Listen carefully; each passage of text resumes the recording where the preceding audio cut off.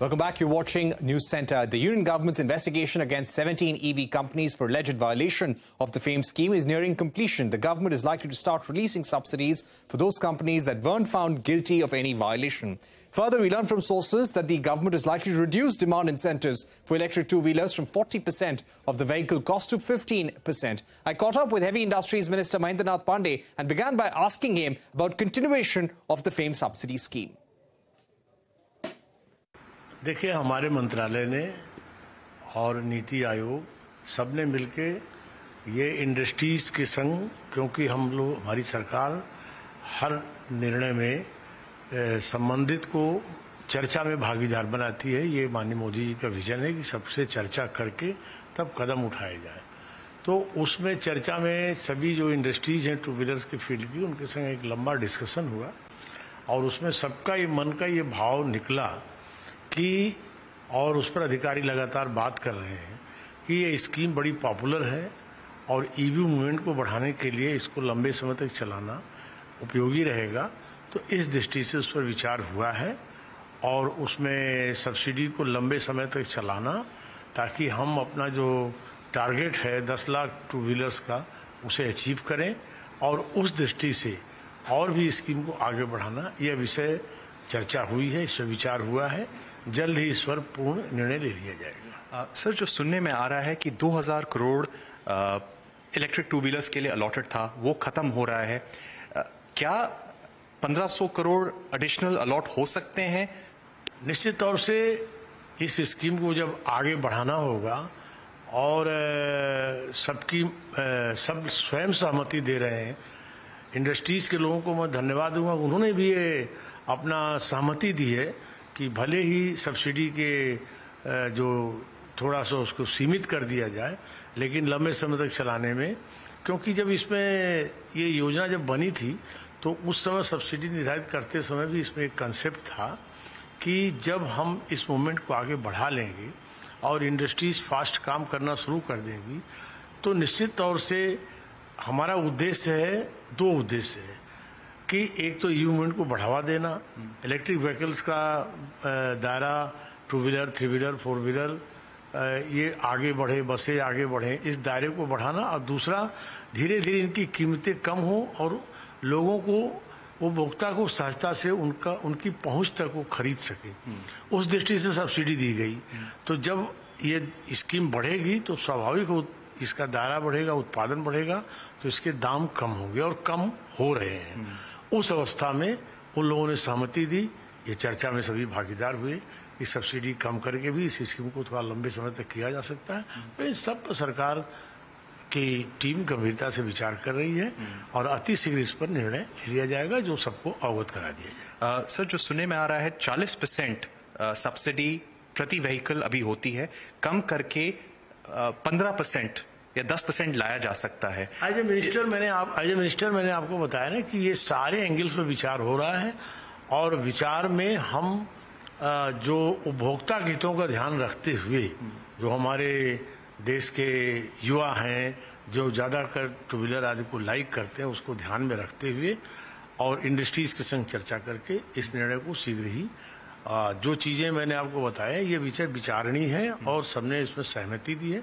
हम शीघ्र, बहुत शीघ्र इसकी 2, 4, 6 दिन में इस पर कदम उठाने की चर्चा कर देंगे। अगर मैं आपसे पूछूं सर, अब फेम 2 का ये आखिरी साल है एक तरीके से, आपका फोकस किस पे रहेगा? इलेक्ट्रिक टू व्हीलर्स पे बिल्कुल ही फोकस रहेगा? 3 व्हीलर्स, बसेस, कार्स के बारे में पूछें, ज्यादा फोकस क्या रहेगा इस साल? देखिए, इलेक्ट्रिक टू व्हीलर्स तो फोकस जैसा है वो और कायम रहेगा और बढ़ेगा।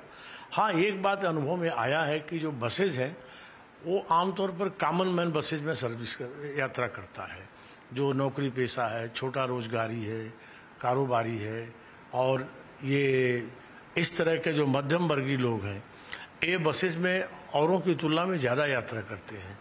तो प्रदूषण मुक्त उनको परिवहन मिले, ये माननीय प्रधानमंत्री नरेंद्र मोदी जी का लगातार इस पर बल रहता है कि आम आदमी, कॉमन आदमी, गरीब आदमी, मध्यम वर्गीय आदमी भी अच्छे व्हीकल से यात्रा कर सके, ये हमारी सरकार की प्राथमिकता है। तो उस प्राथमिकता में हम बसेज पर भी फोकस करेंगे, कर रहे हैं। सुनने में आ रहा है एक नया टेंडर आ सकता है बसेस के लिए, इलेक्ट्रिक बसेस के लिए। सर, वो कितनी बसेस के लिए होगा? अब ये सब आपको जब विषय जो अंडर कंसिडरेशन है वो जब आएगा तो आपको हम अवगत करा देंगे। मैं दूसरी बात सर, जो पिछले 1 साल से आपका मंत्रालय इन्वेस्टिगेशन कर रहा है इलेक्ट्रिक व्हीकल कंपनी के खिलाफ, 17 कंपनीज की इन्वेस्टिगेशन हो रही थी, अभी उसकी क्या स्टेज है? देखिए, वो इन्वेस्टिगेशन में काफ़ी कुछ प्रगति अंतिम दौर में है। कई लोगों पर दोष निर्धारित हुए हैं और जो भी अनियमितताएं हुई हैं, कुछ इंडस्ट्रीज़ ने जो उन्होंने चूक की थी, उपभोक्ताओं से चार्जर आदि के अतिरिक्त दाम लिए थे हमारी छूट सीमा के दायरे से आगे बढ़ के। मैं हम लोगों के दबाव पर जब जांच के दायरे में आए तो उन लोगों ने सहर्ष इस बात को कहा कि हम पैसे लौटाएंगे, तो उन्होंने इसका वचनबद्धता दिया। और उस दृष्टि से आप देखेंगे तो हमारे बीच जो है आप 140 करोड़ रुपया एथर, 130 करोड़ रुपया ओला और टीवीएस 15 करोड़ 61 लाख और हीरो मोटर का 2 करोड़ 23 लाख के करीब ये लौटाने का वचन हैवी इंडस्ट्री को दे चुके हैं। ये अपने आप में एक भारत सरकार की साफ सुथरी पारदर्शी काम करने की प्रकृति का ही परिणाम है, मोदी सरकार के कदमों का परिणाम है कि यह उपभोक्ताओं से, खासकर युवाओं से अधिक लिया गया पैसा वो उन्हें लौटाएंगे और ये हमारी जांच का, हमारे कदमों का परिणाम है। और जांच की प्रक्रिया में कंपनियों पर कदम उठ रहे हैं और वो कदम के अंतर्गत सबको कानून के दायरे में उसका पालन करना ही पड़ेगा। अब जैसे ये आपका हीरो है, ओकिनावा है, इनसे रिकवरी हमारी सरकार करेगी। जांच में चीजें स्पष्ट हो गई हैं कि इन लोगों ने आत्मनिर्भर भारत की नीति के विरुद्ध काम किया है और उनको हमारा विभाग उनसे लगभग हीरो इलेक्ट्रिक से 133 करोड़ की और ओकिनावा से 113 करोड़ की उनसे वो रिकवरी की जाएगी। मेरा एक आखिरी सवाल सर, प्रधानमंत्री इलेक्ट्रिक मोबिलिटी पे बहुत फोकस करते हैं। मार्च 2024 के बाद जब ये फेम स्कीम खत्म हो जाएगी, कई बार इंडस्ट्री में ये थोड़ी अनसर्टेनिटी रहती है कि मार्च 2024 के बाद क्या एक फेम 3 स्कीम आएगी? क्या एक इलेक्ट्रिक व्हीकल रोड मैप सरकार 2023 के अंत तक कुछ लेके आएगी अगले 5 साल का? कोई और सब्सिडी स्कीम? देखिए, सरकार के माननीय मोदी जी के COP 26 में दिए गए संकल्प के अनुसार हमारा मंत्रालय ज़्यादा से ज़्यादा इन विषयों को फोकस कर रहा है और ये सब विषय विचार की प्रक्रिया में है। All right. So that was the Minister for Heavy Industry saying that all options are being considered as to supporting electric mobility post March 2024 when the FAVE subsidy scheme comes to an end. Let's focus on the